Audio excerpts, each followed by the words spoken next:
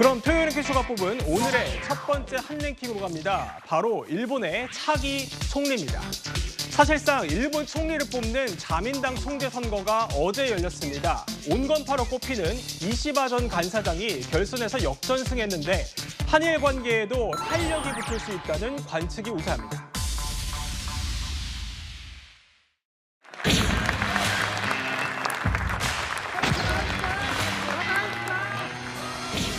もう一度皆が笑顔で暮らせ安全で安心な国にするために石破茂全力全体を尽くしてまいります。 네, 스튜디오에는 홍석준 전 국민의힘 의원, 조기현 더불어민주당 법률위 부위원장, 이종근 시사평론가 그리고 김수민 시사평론가 나오셨습니까? 안녕하십니까?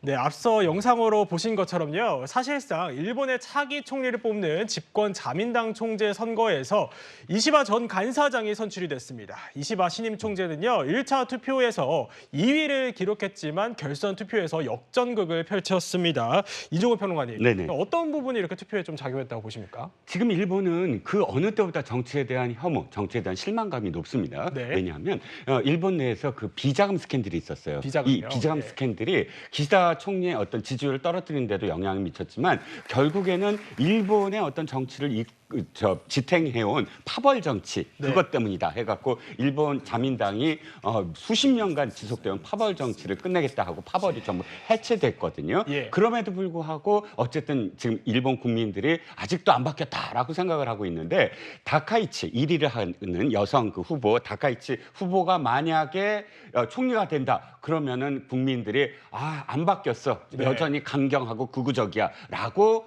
해서 이번 중선거에서 당시 1차 투표에서 1위를 했었던. 네, 1위를 했었던 다카이치 사나의 후보는 좀 상대적으로 극우적이고 좀 강경하거든요. 네. 그런데 이 당우와 당원들이 생각할 때 다카이치 후보가 총리가 된다면 국민들의 실망이 더 커져서 혹시 곧 있을 중의원 선거에서 자민당이 참패하는 게 아니냐 이런 두려움 때문에 2위인 그래도 온건한 예. 이시바 시게루 후보를 내세워야 되겠다라는 것이 많이 작용을 했고요. 한 예. 가지만 더 말씀드리면 3위를 기록한 고이즈미 후보가 의 표가 어느 쪽으로 가느냐가 참 관건이었는데 그랬군요. 다카이치 후보의 정치적인 어떤 스승이랄까요? 계보를 잇는 게 아소다로고 또 고이즈미의 좀 뒷배는 스가거든요. 근데 스가와 아소다로가 정적이에요. 예. 그러다 보니까 고이즈미 후보 측 표는 뭐냐면 다카이치는 정적이야. 그 뒷배경이 네. 그렇기 때문에 이시바를 선택할 거야라는 그 작용이 이 두 가지가 지금 2위인 이시바 후보가 결선 투표에서 역전한 배경이라고 할 수 그렇군요. 있습니다. 상당히 복잡한 계산 속에 역전극이 펼쳐졌다 네네. 이런 설명을 해주셨는데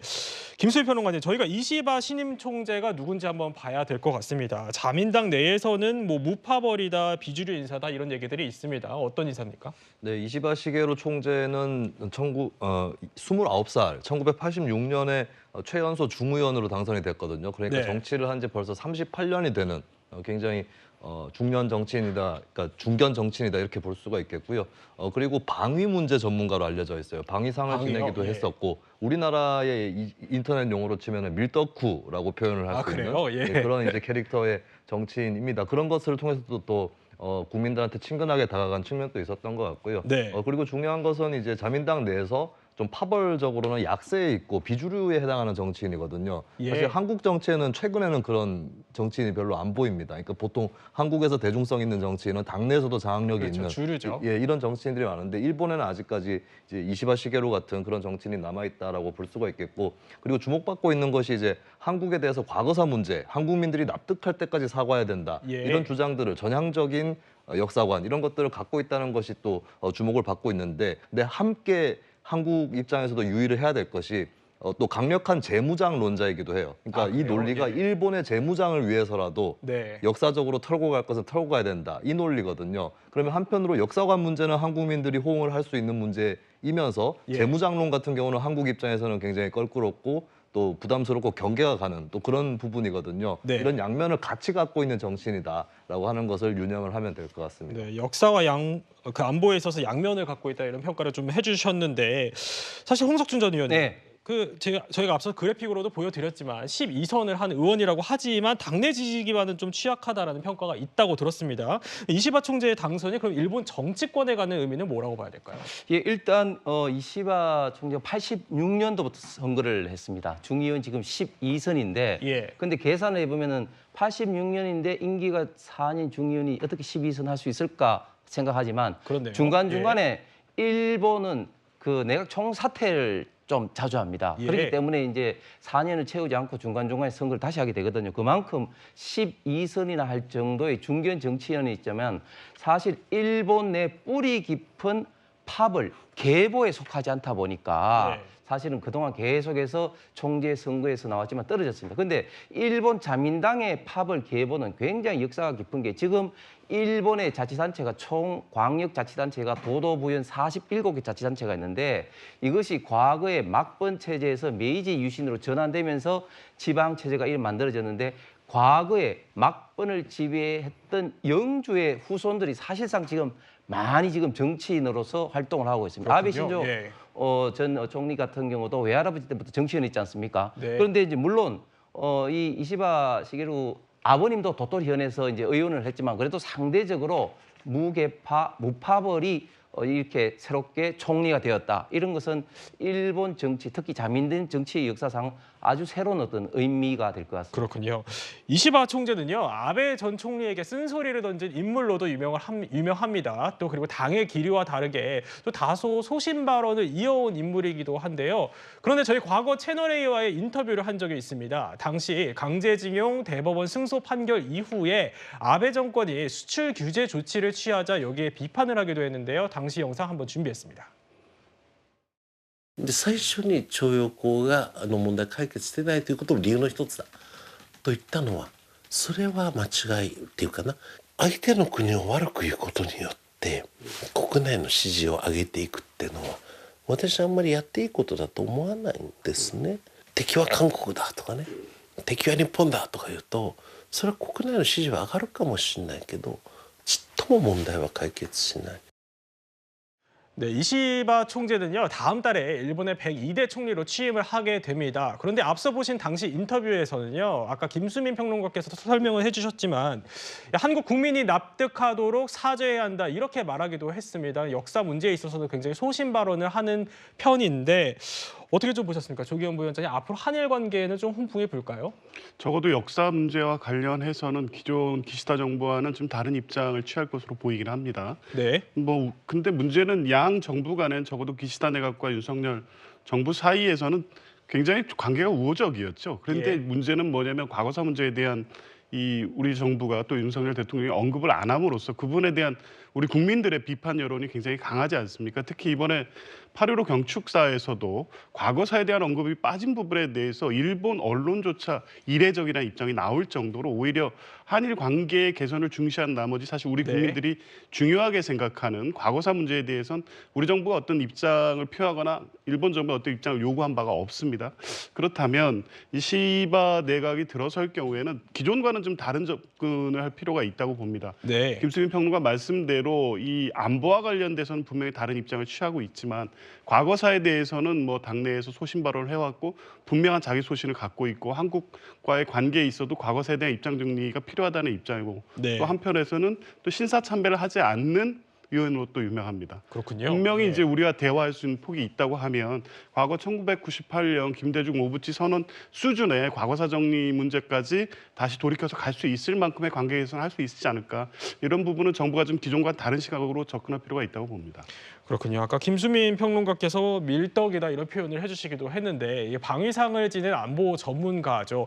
그래서 이제 핵심은 자위대 헌법 명기에 적극적으로 나설지 이게 관심인데 이게 일종의 우리나라와 갈등의 불씨가 될 수도 있다 이런 우려도 나오고 있습니다. 홍석준 전님은 네. 어떻게 좀 전망하십니까? 저는 뭐 그런 우려는 크게 할 필요가 없을 것 같습니다. 왜냐하면 지금 그 이시바 시게루 지금 신임 총리가 됐지만 당내 기반이 아직까지 굉장히 좀 취약합니다. 그렇기 네. 때문에 지금 현재 자위대 헌법 명기 문제에 있어서는 자민당 내에서도 굉장히 지금 의견이 지금 엇갈리는 문제이기 때문에 예. 직접적으로 이것을 할 수 있을지에 대해서는 굉장히 좀 의문입니다. 그런데 반대로 조금 전에 이제 영상에서도 나왔습니다만은 18년, 19년도 당시 문재인 정부 시절에 정말 한일 관계가 냉각을 넘어서 빙하기까지 이르는 그런 시점이었는데 저런 발언을 할 수 있다는 것은 대단히 용기 있고 특히 한일 역사 의식에 대해서는 항상 평소에도 가해자는 피해자가 그만하라 할 때 계속해서 사과해야 된다는 그런 소신을 갖고 있는 네. 정치인입니다. 그렇기 때문에 앞으로 한일 관계는 지금 기시다 전 총리 때보다도 훨씬 더 나아지고 개선될 여지가 있을 것 같습니다. 그렇군요. 저희가 이시바 총재 그리고 다카이치 후보까지 살펴봤지만요. 사실 총재 선거 초반 돌풍 주인공은 고이즈미 신지로 전 환경상이었습니다. 1차 투표에서는요. 3위를 기록하면서 결선 투표행은 좌절이 됐지만 김수희 평론가님 사실 이무 우리나라에도 굉장히 친숙한 인물이죠. 네, 고이즈미 신지로 전 환경상은 고이즈미 전 총리의 아들이기도 하고 그리고 무엇보다도 또 인터넷을 통해서 펀쿨 색좌 어떤 의미입니까? 유명하죠. 그러니까 기후 변화에 대해서 어떻게 대응해야 되느냐 이런 질문을 받고 펀하고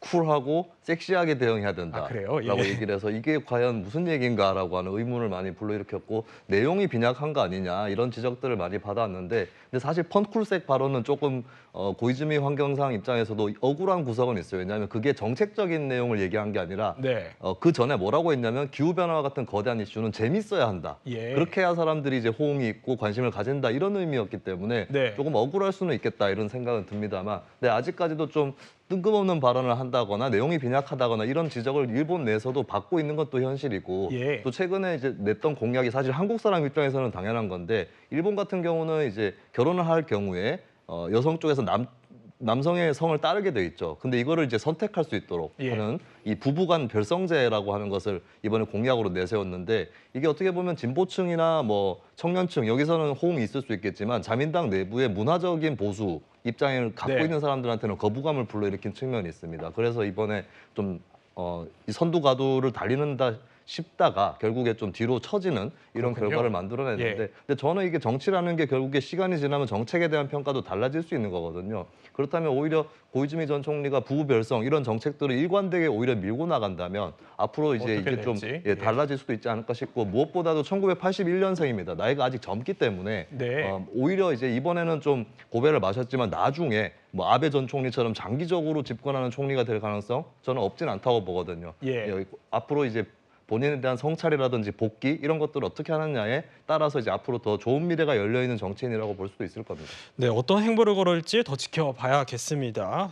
이종훈 평론가님, 한일 관계 관련해서 하나만 더 짚어보겠습니다. 네. 이 석유 등 자원 매장 가능성이 있는 이 7광구 공동 개발을 위한 한일 실무 협의체 이게 39년 만에 재개가 됐다고 들었습니다. 네네. 어제 회의를 가졌다고 들었는데 네, 어떤 좀 그렇습니다. 결과가 있었죠? 일단 이게 2028년까지 만약에 어느 한국과 일본 어느 정부도 이게 만약에 이 협상이 이루어지지 않으면 아예 그게 어느 국가도 이곳에 시출할 수 없는 그런 조약이었어요. 예. 그러니까 꼭 협의를 꼭 해야 되는 어떤 상황, 협상을 해야만 하는 상황인데 문제는 우리는 적극적이었는데 일본은 뭐 경제성이 없다 하고 협상 자체를 하지 않았거든요. 네. 39년 만에 협상이에요. 그렇군요. 예. 1986년에 중단됐고 2002년에 한번 시출을 했는데 어쨌든 이게 무슨 의미를 갖고 있느냐? 이 7광구는 우리는 노래까지 있어요. 아시죠? 가요의 예. 노래 7광구 하는 노래까지 있을 정도로 상당히 거기에 어떤 기대를 많이 갖고 있었던 곳입니다. 지금은 일본이 왜 나서게 됐느냐는 두 가지예요. 이 7광구와 가장 가까운 쪽에 중국이 이미 어마어마하게 많이 뚫어놨어요. 그렇군요. 물론 예. 그 중국에서 완벽하게 거기서 석유가 많이 나온다라고 결과가 나오진 않았지만 그러나 중국의 어떤 움직임은 상당히 일본을 자극했어요.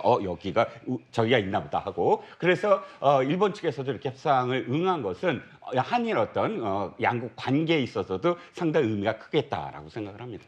네, 저희는 이렇게 일본의 새 총리 소식과 그리고 한일 관계 상황까지 짚어봤습니다.